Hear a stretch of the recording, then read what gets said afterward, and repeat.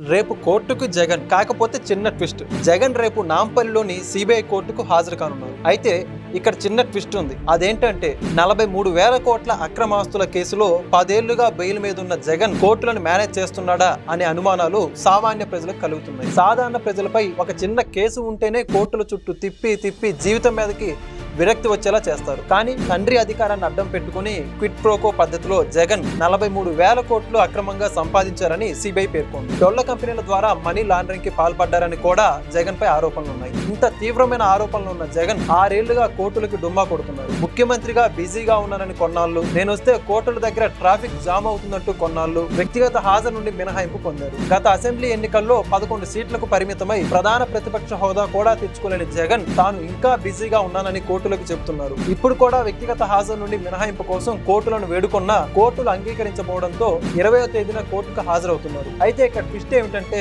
సాధారణంగా కోర్టుకు హాజరయ్యే వారికి జడ్జి గారు ఏ టైంలో పిలుస్తారో తెలియదు, ఎంతసేపు ప్రశ్నలు అడుగుతారో తెలియదు. కానీ జగన్ చాలా స్పెషల్ కదా, ఏనే జడ్జి గారికి అపాయింట్మెంట్ ఇచ్చినట్లున్నారు. నేను 11:30కి కోర్టుకు వస్తాను, 12:30కి వెళ్ళిపోతాను, మళ్ళీ సాయంత్రానికి బెంగళూరు చేరుకుంటానని టూర్ షెడ్యూల్ ఇచ్చారు. ఈ షెడ్యూల్ చూస్తుంటే 43,000 కోట్ల అక్రమాస్తుల కేసుల్లో ముద్దాయి కోర్టుకు వెళ్తున్నట్లు లేదని, ఏదో విఐపి టూర్ కి వెళ్తున్నట్లుందని, సామాన్యులకి ఒక రూలు జగన్ కో రూల్ అని నెటిజన్స్ కామెంట్ చేస్తున్నారు.